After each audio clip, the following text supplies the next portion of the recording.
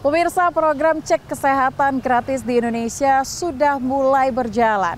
Di tahap awal tahun 2025, pemerintah menyediakan anggaran sebesar 4,7 triliun rupiah dengan target 60 juta masyarakat di Indonesia dapat menikmati fasilitas cek kesehatan gratis.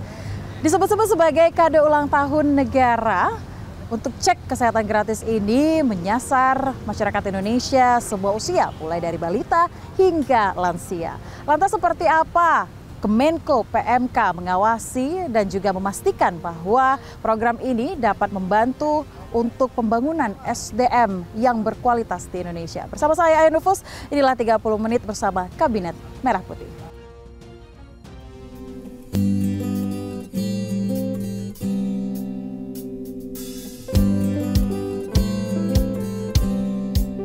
Pemeriksaan kesehatan gratis bagi rakyat Indonesia yang berulang tahun mulai diberlakukan selama sepekan terakhir.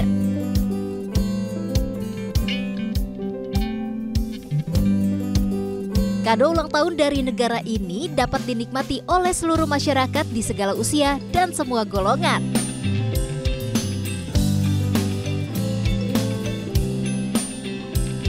Termasuk Pratikno, Menteri Koordinator Bidang Pembangunan Manusia dan Kebudayaan.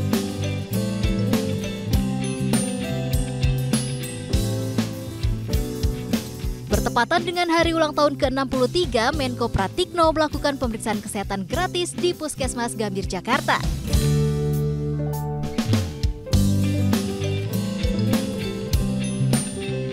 Proses pengecekan kesehatan ya Pak? Luar biasa. Luar biasa ya, tadi lihat oh ini Pak Dokter ya?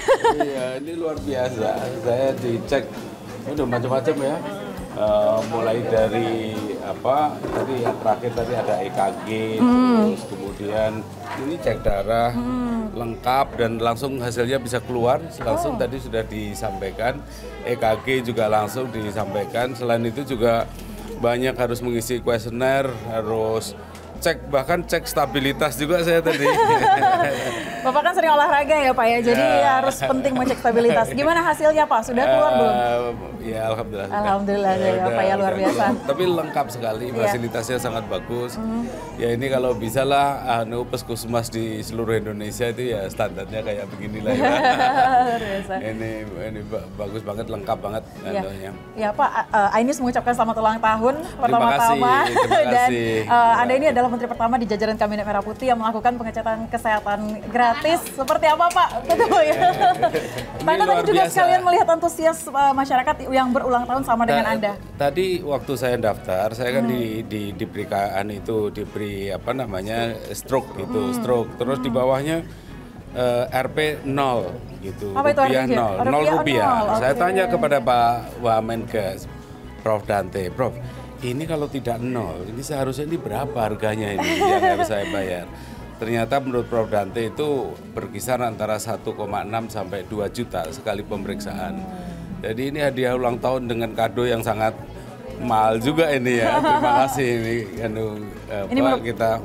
Ya, ini merupakan kado negara untuk masyarakat Indonesia ya Pak ya. Tapi kan sebetulnya ini intinya adalah menggeser dari paradigma yang kuratif ke preventif, jaga kesehatan. Tadi lingkar perut saya juga diukur ya Dok ya. Masih normal. Masih normal ya Pak.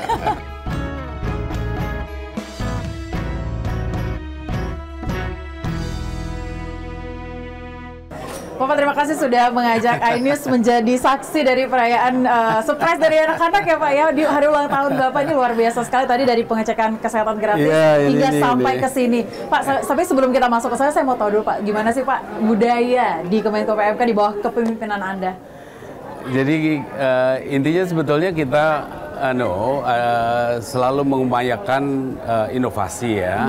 Tapi saya percaya inovasi, produktivitas itu tidak mungkin bisa jalan kalau tidak sehat secara fisik, mental, dan moral. Oleh karena itu, work-life balance menjadi sesuatu yang kita kampanyekan di sini. Iya, tadi banyak logo-logo, kata-kata ya Pak yang sangat menginspirasi sekali. Iya, itu kata-kata yang saya selalu saya sampaikan di beberapa kesempatan lah. Kita punya forum namanya kalau setiap Senin itu namanya Sinergi. Setiap Senin bersinergi. Jadi yang biasanya upacara ya ke apel berdiri kita ganti menjadi sebuah interaksi antara sesama warga ya. Misalnya saya berkesempatan untuk menyampaikan apa yang menjadi prioritas kita, terus kemudian juga nanti update kebijakan, terus kemudian juga aspirasi. Kita juga mengundang para narasumber, dari narasumber. Siapa untuk yang sharing session dengan... Iya, sharing session lah, mengenai misalnya dengan Prof. Stella, dengan Bu Mary Riana, dan lain-lain. Nah, kita undang. Terus kemudian kan karena isu yang kita kelola di sini kan cukup banyak ya, banyak banget gitu. Karena Kementerian Kemenko PMK ini mengkoordinasi 8 menteri, 8 kementerian. Semuanya terkait dengan SDM unggul ya. Mulai dari Kementerian Pendidikan Dasar dan Menengah, Kementerian Pendidikan Tinggi, Kementerian Kebudayaan, Kementerian Agama, Kementerian Pemuda dan Olahraga, Kementerian Keluarga dan Kependudukan, Perlindungan Anak dan Perempuan, yang gede banget Kementerian Kesehatan. Luar biasa. Tapi tadi saya mau flashback sedikit, kita di Puskesmas Gambir, Pak. Tadi Bapak sudah melakukan pengecekan kesehatan di hari ulang tahun, melihat tadi ada sejumlah warga juga yang melakukan pengecekan. Seperti apa sih Pak di sana? Boleh mungkin sedikit dirangkum Pak, fasilitasnya? Satu ini saya melihat fasilitas yang ada di Puskesmas. Saya ingin katakan bahwa ya seharusnya lah puskesmas di seluruh Indonesia minimal kayak seperti ini. Standarnya. Ya, standarnya seperti ini. Makanya tadi saya sampaikan pada kesempatan ini kita mendorong bupati, wali kota, gubernur untuk memperbaiki puskesmas di seluruh Indonesia dengan pelayanan kesehatan yang lebih bagus. Dan Kemenkes kan juga sudah sosialisasi juga. Iya, sosialisasi dan membantukan peralatan juga gitu. Yang kedua, pelayanannya sangat lengkap tadi ya. Karena saya kan ini adik-adik teman-teman ini kan ngasih rompi saya ini ya, I'm63 ini. Jadi saya masuk kategori lansia, jadi checklistnya lebih banyak. Tadi lebih lengkap juga. Lebih lengkap tadi, lebih lengkap, sangat lengkap. Saya pertama masuk langsung diambil darah, terus kemudian cek macam-macam, mulai dari cek, termasuk cek memori ya. Tadi disuruh gambar jam dan lain-lain, dan kemudian cek EKG dan lain-lain, sampai kepada gigi juga, mata dan gigi. Tapi kalau untuk pengawasan pemerintah melalui Anda Pak sebagai Menko juga, khususnya untuk menggenjot kualitas SDM mulai dari balita sampai dengan lansia, seperti apa sudah sejauh ini Pak? Kita ini isu-isu yang paling fundamental, yang paling dasar tentu saja adalah misalnya masih ada stunting, kemudian dan ada TBC, penyakit TBC. Itu yang paling basic ya, itu harus segera kita obati, dan itu melibatkan banyak pihak. Banyak pihak. Misalnya sebagai satu contoh stunting. Stunting ini kan bukan hanya masalah asupan gizi. Asupan gizi penting. Jangan sampai asupan gizinya justru bikin kita sakit. Misalnya makanan-makanan yang ada chemicalnya, terlalu banyak GGL-nya dan lain-lain, itu kan nggak bagus untuk kesehatan. Tapi juga stunting itu terkait dengan sanitasi, ya, drainase, jadi air bersih itu. Jadi banyak faktor di luar kementerian, di luar Kemenko PMK yang juga kontribusi untuk kesehatan, untuk kesehatan. Jadi misalnya contohnya ya, polusi. Itu juga mempengaruhi.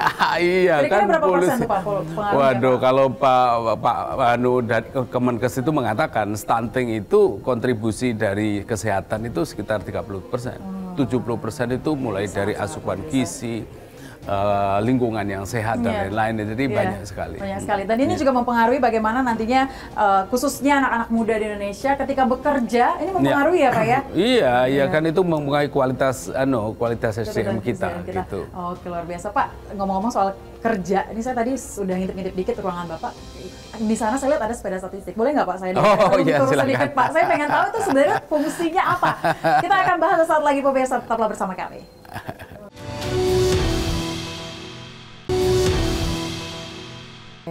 Pak Menteri, terima kasih sudah mengajak saya untuk masuk ke dalam ruangan. Anda most of the time selalu ada di kantor, selalu ada di ruangan. Saya lihat juga banyak lukisan di sini ya, Pak ya? Iya, iya. Karena kita ini kan Kementerian Koordinator termasuk bidang kebudayaan. Jadi bagaimana budaya Indonesia itu harus dikedepankan lah. Gitu. Ini juga banyak lukisan para presiden-presiden Republik Indonesia. Kenapa ditaruh bergabungan gini? Apa filosofinya nih, Pak? Jadi saya sejak di Mensesnek, setiap periode pemerintahan, periode kepresidenan, saya selalu pesan ya ke seorang pelukis realis di Semarang untuk menggambar semua presiden dan mantan-mantan presiden. Jadi sebelumnya juga sudah ada. Jadi tapi sekarang kan periode ini ada Pak Prabowo, selain mantan ini yang lain-lain adalah mantan presiden yang lain. Jadi ini menunjukkan semangat kebersamaan semangat kebersamaan. Ini kan rasanya menyejukkan. Jadi saya suka mengapa saya suka sejukan kayak gini.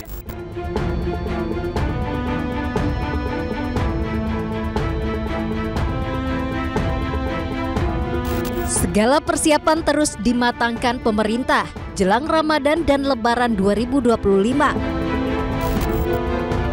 Demi kelancaran beribadah dan kenyamanan mudik Lebaran, Kemenko PMK meminta Kemenko Infrastruktur untuk mempercepat proses pembangunan sejumlah jalan tol.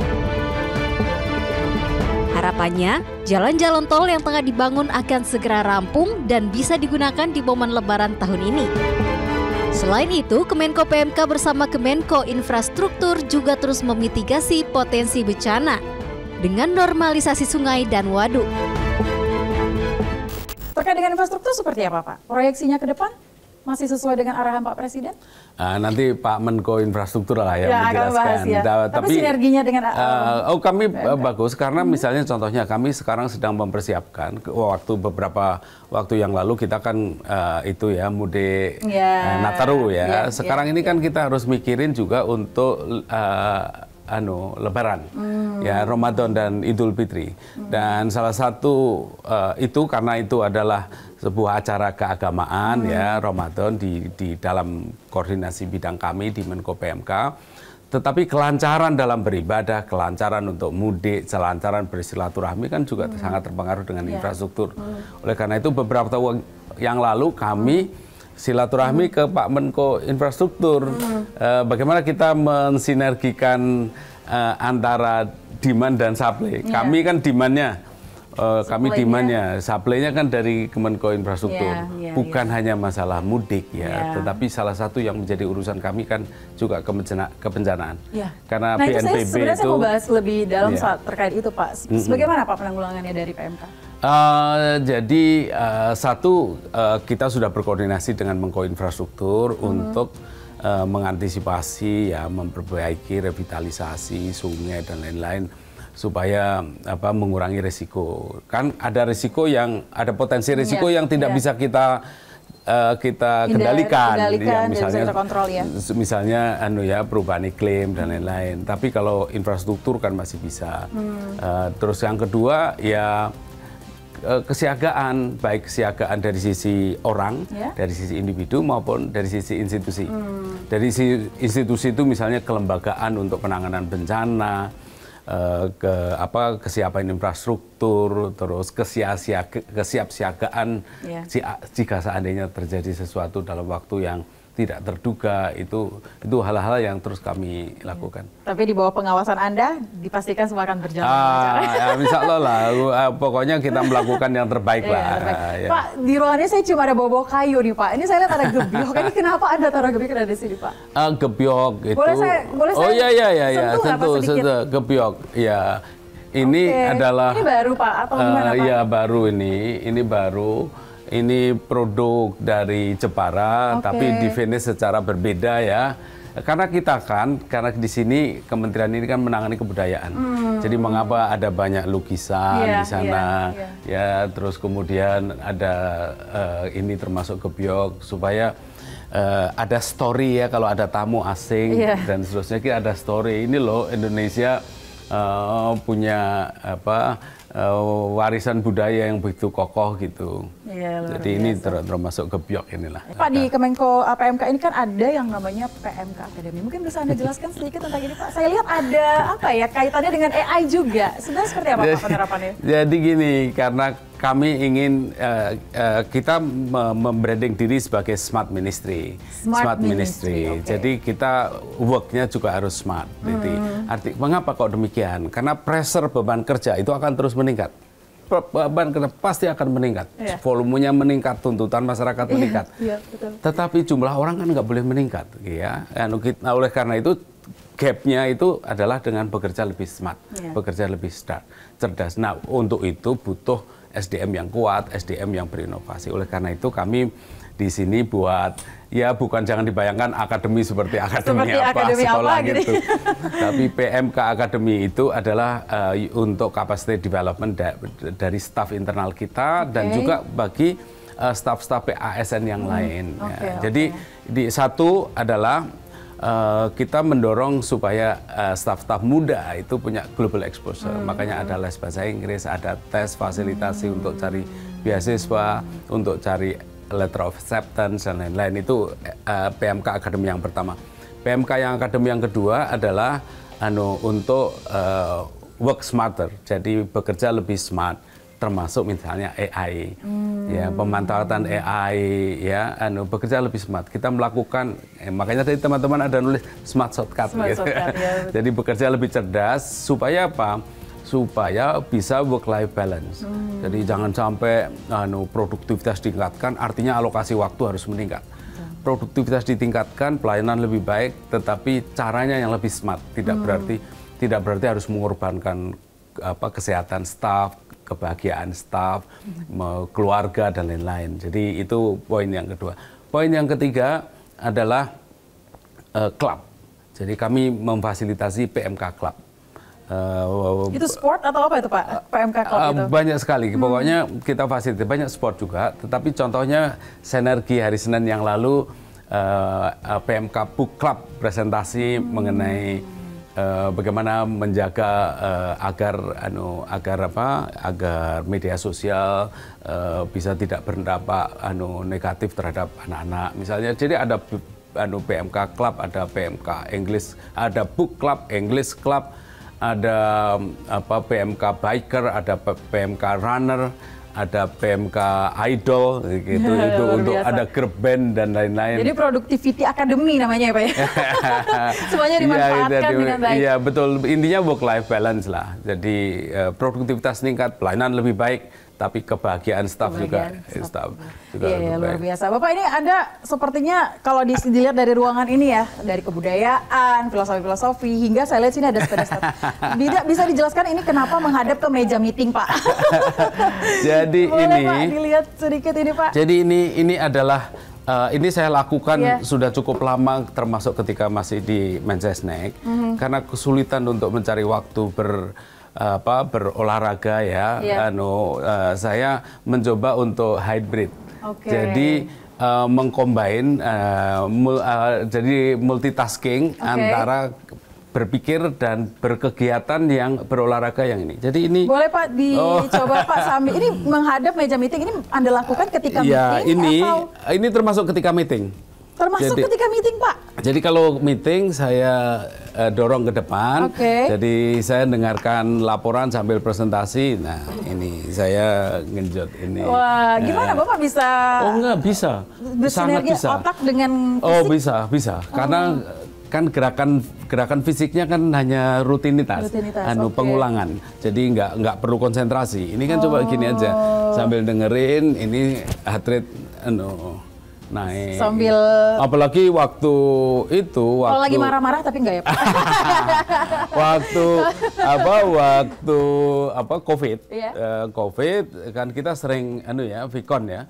Waktu COVID sering Vicon, kardio saya bisa lebih dari 1 jam sehari. Dengar-dengar Bapak dulu pernah six pack ya Pak? Dulu waktu saya berusia 59 tahun, saya membuat t-shirt, saya tulisi I'm 60, I'm six pack. Jadi mengejar ketika 60 jadi six pack, tapi sekarang sudah tambah. Gimana Pak, Anda menginformasikan kepada masyarakat pentingnya berolahraga nih Pak dalam pembangunan SDM yang berkualitas? Iya.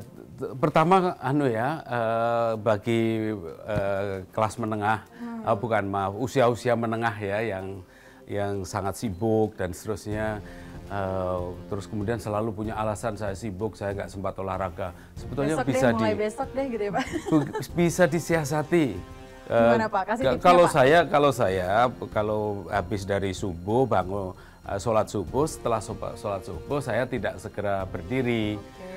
Saya mulai dari ngeplank dulu gitu. Pagi-pagi udah ngeplank Pak? Saya ngeplank dulu, terus telentang saya sit up, saya kegel, saya bridging begitu.